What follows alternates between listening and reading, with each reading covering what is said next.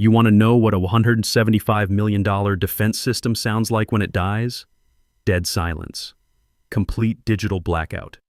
I was sitting in my Chevy Silverado outside Rocky's Defense Solutions at 12:45 p.m. on a Wednesday in March, watching my laptop screen as Iron Shield locked itself down in front of a room full of Department of Homeland Security officials. The countdown had hit 0 15 minutes earlier. The screens went black and Charles Brookfield's career imploded in real time. The best part? He had no idea I was watching from the King Soopers parking lot 4 blocks away on South Colorado Boulevard, or that I'd triggered the whole meltdown from my truck. But let me back up to 9:15 a.m. when Charles fired me for refusing to train his Instagram influencer niece how to handle national security. That's when this whole thing started. My name's Michael Harrison, but everyone calls me Mac.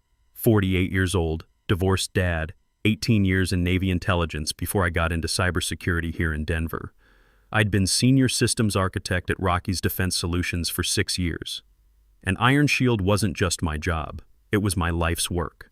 The most advanced cybersecurity platform the Department of Homeland Security had ever commissioned, protecting everything from power grids to water treatment plants to military installations across the western states, keeping Chinese hackers and Russian cyber terrorists from shutting down everything that keeps American families safe and secure. You don't just stumble into this kind of work. After 9/11, when I was still stationed at Norfolk, everything changed. I watched our country realize we weren't just fighting enemies with guns and bombs anymore.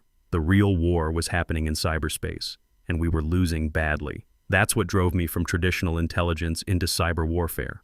Spent my last 8 years in the Navy, learning how to protect American infrastructure from digital attacks that could kill just as many people as any missile. When I finally mustered out in 2018, Denver made sense. Close to Peterson Air Force Base, Cheyenne Mountain, NORAD. A hub for defense contractors who understood that the next Pearl Harbor would happen through fiber optic cables, not aircraft carriers. Rocky's Defense Solutions recruited me specifically to build something the government desperately needed. A system that could protect civilian infrastructure with the same intensity we protected military assets overseas. That Wednesday morning started normal enough. I grabbed my usual coffee from that little shop on Colfax, sat through the typical I-25 nightmare traffic, and walked into Charles's corner office thinking we were going to discuss the DHS contract expansion.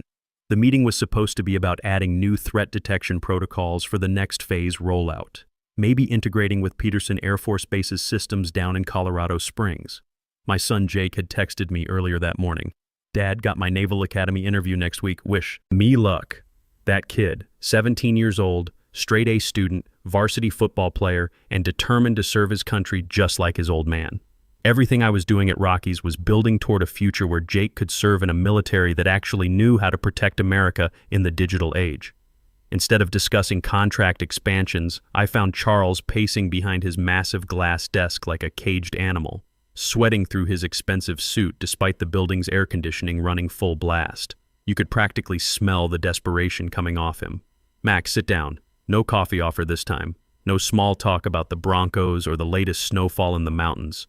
That should have been my first warning. "We need to discuss operational efficiency," he said, using that corporate speak that always meant someone was about to get screwed over. I'd heard variations of that phrase before during my Navy days when some Pentagon desk jockey wanted to replace experienced intelligence officers with cheaper contractors who couldn't tell the difference between a submarine and a shipping container. "I've brought in a consultant," Charles continued, his voice carrying that fake enthusiasm executives use when they're about to announce something completely idiotic. "Someone who understands the digital marketplace, the new economy, the social media generation." That's when she walked in. Madison Brookfield, Charles's 23-year-old niece, dressed like she was heading to some Boulder coffee shop instead of a defense contractor's office. I knew her from Instagram. My son Jake had shown me her posts during one of our Sunday dinners, rolling his eyes at the kind of content his generation had to deal with.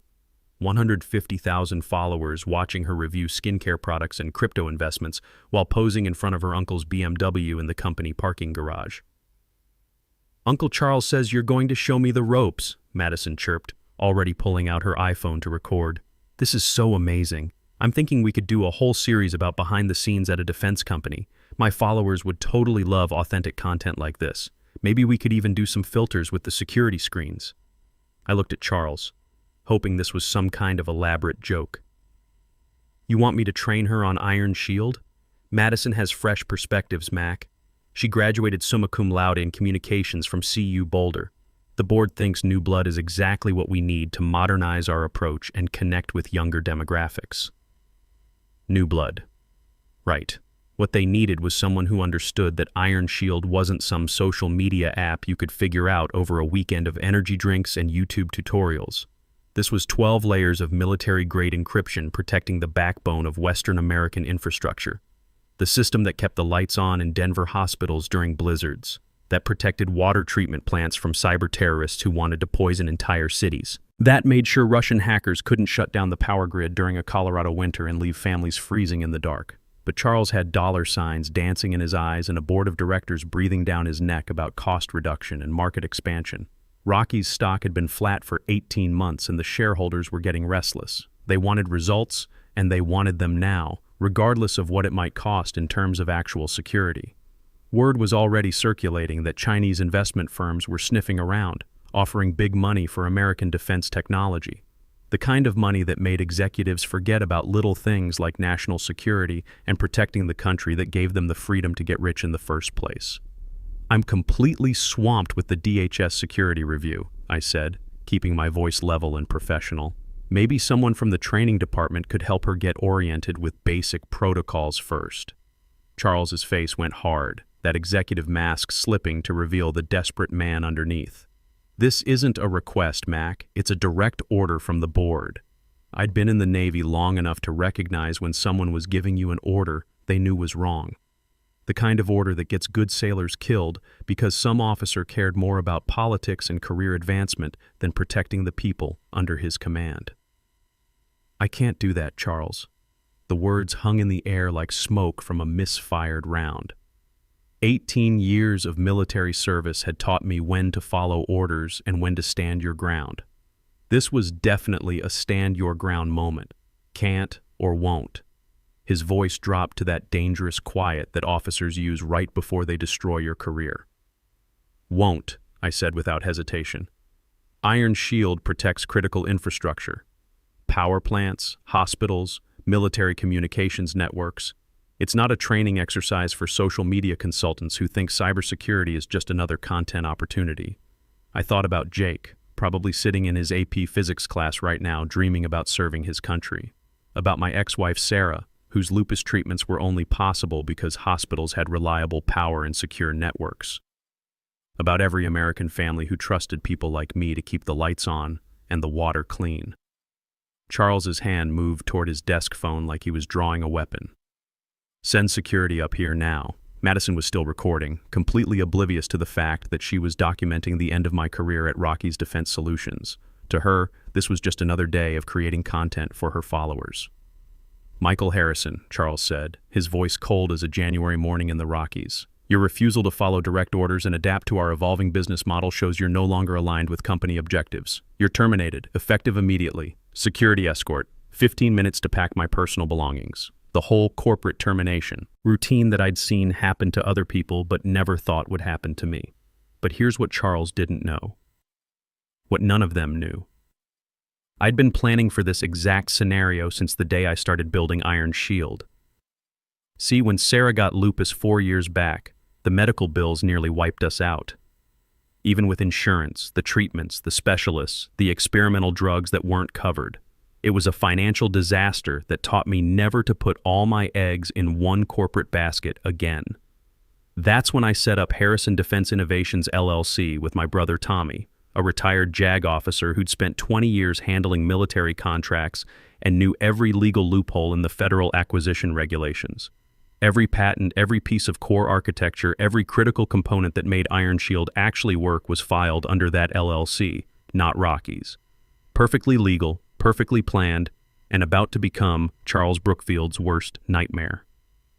2 security guards walked me down to my office. Professional guys, both veterans who'd served overseas, and knew this whole situation stunk worse than a porta potty at a county fair after 3 days of heat and beer. In the elevator down to the 12th floor, I filled them in on what was really happening. They're selling us out, boys, I said quietly, making sure the elevator cameras couldn't pick up my words.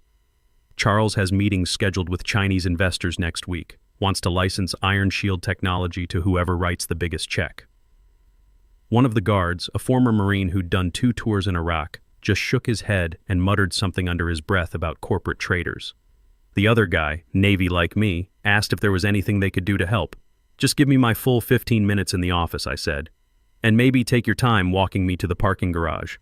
My office looked exactly the same as it had 3 hours earlier when I'd been a respected senior architect instead of an escorted security risk.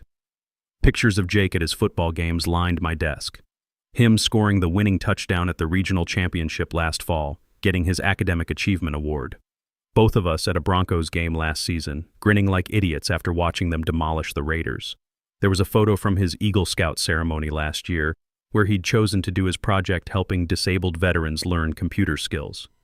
There was my old unit photo from Afghanistan, back when we were still figuring out how to fight a war that happened as much in cyberspace as on the ground. The original Iron Shield development team working 16-hour days in that converted warehouse we'd rented off Federal Boulevard. And my coffee mug that Jake had given me for Father's Day. World's okayest dad. 15 minutes to pack up 6 years of my professional life. I grabbed the personal stuff first. Photos, the mug, that small American flag Jake had made me in middle school shop class. But what I really needed was already in my jacket pocket. A USB drive that looked like any other storage device but contained something Charles had never bothered to investigate. That drive held the original patent filings, the licensing agreements, and most importantly, the administrative keys to Iron Shield's deepest security protocols. Level 12, I called it. My insurance policy that I'd hoped I'd never have to use. "Don't take any company property," Madison announced from my doorway, still recording with her phone like this was all some reality show episode. "Uncle Charles said you people always try to steal stuff when you get fired. You people?" Like I was some kind of criminal instead of the guy who'd spent 6 years keeping her comfortable lifestyle safe from the people who wanted to destroy everything she took for granted. "Everything I need is right here," I said, patting my jacket pocket where the USB drive sat next to my truck keys. The walk to the elevator felt like a funeral march. Other engineers and support staff watched from their cubicles, some giving me sympathetic looks, others just keeping their heads down to avoid getting caught up in whatever corporate drama was playing out. Kelly Martinez, my lead developer, caught my eye and gave me a subtle thumbs up. She knew what was coming. As the elevator doors closed, I pulled out my phone and sent a quick text to my core team. "Storm incoming. Watch the 12:30 p.m. demo real careful." Kelly texted back immediately. "What did you do, Mac?" "Nothing yet. But they're about to find out what happens when you mess with American defense infrastructure." My Silverado had never felt more like a mobile command center. I fired up my laptop right there in the Rockies parking garage, connecting through my phone's hotspot instead of the company network. Within minutes, I was logged into Iron Shield's administrative interface through the back channels I'd built into the system from day one. The screen came to life with a simple message. "Welcome, System Architect. All systems operational. Security level 12 armed and ready. Level 12. While Charles and his board had been celebrating each new government contract I delivered, I'd been quietly building something they didn't even know existed. A dead man's switch wired directly into Iron Shield's heart, designed to protect the system from exactly this kind of corporate incompetence. The logic was elegant in its simplicity. If the primary system architect's employment status changed to terminated without proper security clearance transfer protocols, Iron Shield would automatically lock down everything. No access, no demonstrations, no $175 million contracts until the ownership dispute got resolved through proper legal channels. I checked my watch. 9:47 a.m. Charles's big DHS demonstration was scheduled for 12:30 p.m. sharp. He'd have a conference room full of officials and defense contractors watching him show off technology he thought belonged to him. Time to teach him the difference between licensing something and owning it. I activated the protocol with a single keystroke. Iron Shield began its countdown. 2 hours, 43 minutes, 0 seconds, and ticking down steadily toward Charles's destruction. 163 minutes until Charles's world came apart at the seams. I sat in my truck watching the countdown tick down on my laptop screen while Denver traffic crawled by on Colorado Boulevard. My phone buzzed with a text from Jake between his classes at Cherry Creek High. Dad, saw some weird stuff trending on Twitter about your company. Everything cool? I smiled as I typed back. Everything's better than cool, son. Your old man just reminded some people why they shouldn't mess with guys who actually know how to build things. Awesome. Can't wait to hear the story. Gotta get to AP Physics. Love you. Love you too, kiddo. That boy. 17 years old, straight A student, varsity football player, Eagle Scout, and determined to serve his country just like his old man. He was applying to the Naval Academy next week, wanting to follow in the old man's footsteps. I was doing this as much for his future as anything else. Jake deserved to grow up in a country where critical infrastructure was protected by competent professionals, not handed over to social media influencers for content creation. I drove downtown to Tommy's law office on 17th Street, past the food trucks and the Denver Art Museum that made this city what it was. Tommy had handled the Harrison Defense Innovations LLC paperwork years ago, and he'd been waiting for this phone call ever since. "Mac," he said, as his secretary showed me into his corner office overlooking the mountains. "I heard about your employment status change. Ready to discuss your options?" Through his floor-to-ceiling windows, I could see the Rockies building 8 blocks away. Up on the 20th floor, Charles was probably making final preparations for his demo, completely unaware that in exactly 1 hour and 51 minutes, his $175 million defense contract was going to explode like an IED in downtown Baghdad. "Let's talk about what happens when that countdown hits 0, I said. Tommy pulled out a thick folder labeled Harrison Defense Innovations Contingency Plans. We'd been preparing for this day for years, running through different scenarios, making sure every legal angle was covered. My brother had learned from 20 years of JAG work that the Pentagon could make or break defense contractors overnight, and the smart money always had an exit strategy. "Iron Shield patent filings are rock solid, Mac," Tommy said, spreading documents across his conference table. "Every core innovation traces back to your LLC. Rockies has been licensing technology they never actually owned. They had full usage rights as long as certain employment conditions were maintained, conditions that were violated at 9:15 this morning. Exactly. And Mac, I've got some interesting news. I've been in contact with Patricia Stone at Stone Strategic Partners. They've been watching Rockies for months, specifically interested in Iron Shield technology. When news of today's events gets out, they're going to want to talk." At exactly 12:30 p.m., the Rockies conference room had been transformed into what looked like a military command center. I knew this because Kelly Martinez was texting me real-time updates from inside the building. 3 massive screens displayed Iron Shield's interface in high-definition glory, while the company's remaining engineers stood ready at support stations like they were launching a space shuttle instead of demonstrating cybersecurity software. The DHS evaluation team sat around the polished conference table. 4 officials, 6 defense contractors, and enough combined authority to control more cybersecurity funding than most small countries. Charles stood at the head of the table, confident as a poker player holding what he thought were 4 aces.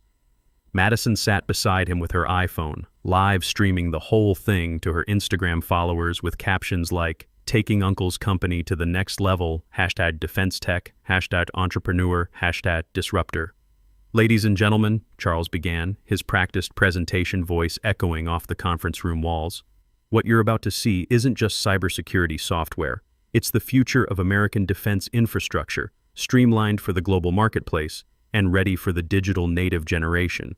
He nodded to the demonstration engineer, some kid fresh out of Colorado State who'd been hired to replace Brad Wilson after I'd recommended Brad for a raise 8 months ago. The kid had talent, but nowhere near the experience needed to handle a system this complex. The CSU graduate started typing commands, and the screens flickered to life with Iron Shield's initialization sequence. Everything looked perfect for exactly 12 seconds. The graphics were sharp, the response time was instant, the interface was clean and professional. Then the first error message appeared. "System architect authentication required." The kid frowned, typing faster. "Just a minor authentication glitch, sir. Let me reset the connection. Access denied. Employment verification failed. What's the problem?" Charles's voice carried that edge that officers get when their carefully planned battle strategy starts falling apart in real time. "I'm not sure, sir. The system is requesting architect-level credentials that don't seem to exist in our current database." That's when my countdown hit 0. The screens flashed red 3 times, then displayed a message that made Charles's face go white as fresh Colorado snow. "Security lockdown initiated.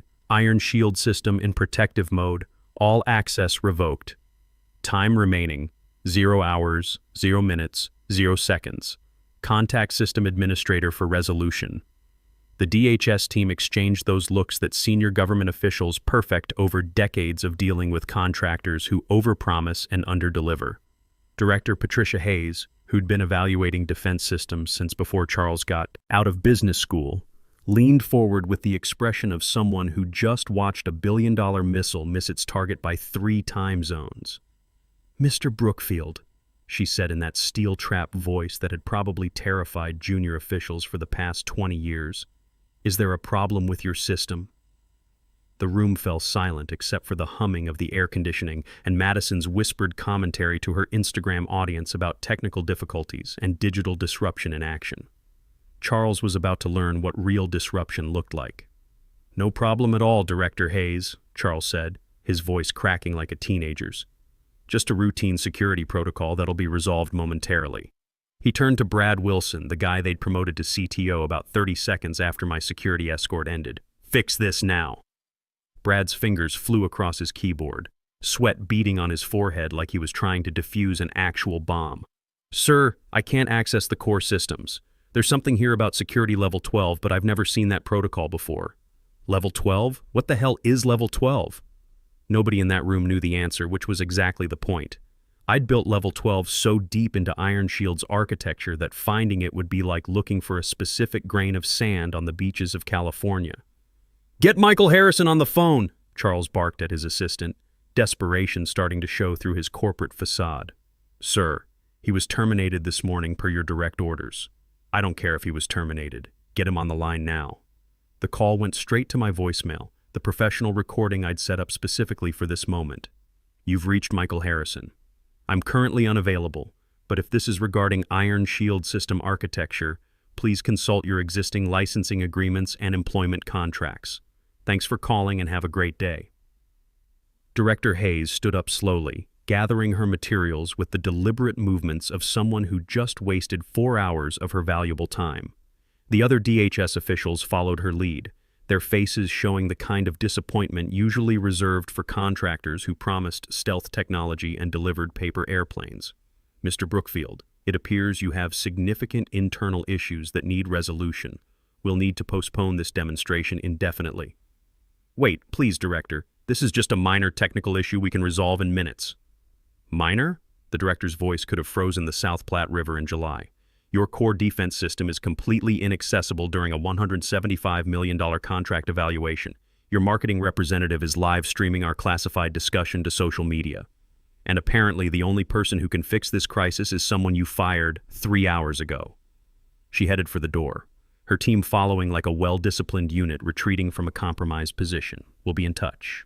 Maybe. The DHS team filed out in crisp formation, leaving behind a conference room that felt like a tomb. Madison was still recording, finally starting to understand that her uncle's company was imploding in real time, and her Instagram followers were witnessing the greatest corporate failure in defense industry history. When the screens finally went completely dark, a single message appeared in bold white letters. "Iron Shield system in protective mode. All access revoked. For licensing inquiries, please contact Harrison Defense Innovations, LLC. Authorized representative, Thomas Harrison, JAG, retired." In the span of 3 hours, Charles Brookfield had lost everything. The DHS contract was dead. Rocky's stock price was in freefall as news of the failed demonstrations spread through defense industry circles. And Iron Shield, the crown jewel technology that justified the company's entire valuation, was locked behind digital walls that only I controlled. My phone lit up like 4th of July fireworks over downtown Denver with missed calls from Rocky's legal team. Tommy texted me from his office. 47 attempts to reach you in the past hour. Should I return their calls? Let them sweat until tomorrow, I texted back. I'm picking up Jake from school. That evening, I sat across from my son at our usual diner on South Broadway, watching him process everything I'd just told him. Jake had always been mature for his age, but this was different. This was his old man explaining how sometimes you have to choose between doing what's easy and doing what's right.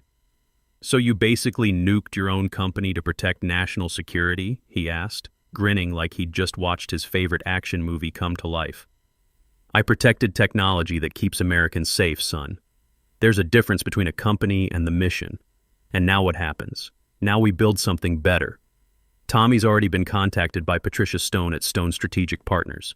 They want to back a new company, Harrison Defense Systems, properly run by people who understand that some things are more important than quarterly profits. 3 days later, I found myself in the executive offices of Stone Strategic Partners downtown, sitting across from Patricia Stone in a conference room that overlooked the Denver skyline. Patricia was the kind of woman who'd been making smart investments in American defense technology for 25 years, and she had the track record to prove it. "Harrison," she said, studying me over her coffee cup. "Director Hayes called me personally after the Rockies demonstration. In 20 years of defense contracting, she said she's never witnessed such a spectacular system failure that was actually a spectacular success." "How do you mean?" "You proved that Iron Shield works exactly as designed. It protected itself from unauthorized access, even from the company that thought they owned it. That's the kind of system the government actually wants to buy." We spent the next week working through details. By the following Friday, the framework was complete. Harrison Defense Systems would be incorporated with $180 million in backing. The patents would transfer smoothly from my brother's legal structure, and Charles Brookfield had already been fired by his own board of directors. 2 weeks later, Jake got his acceptance letter to the Naval Academy. That night, over celebratory steaks at his favorite restaurant, he raised his Coke and said, "To the old man who taught me that integrity isn't just about following orders, it's about knowing when not to. They fired me at 9:15 a.m. for refusing to compromise American security. 3 weeks later, I owned the very technology their entire company was built on, had a better funded company, and my son was headed to Annapolis. And that, as Jake would say, was pretty awesome."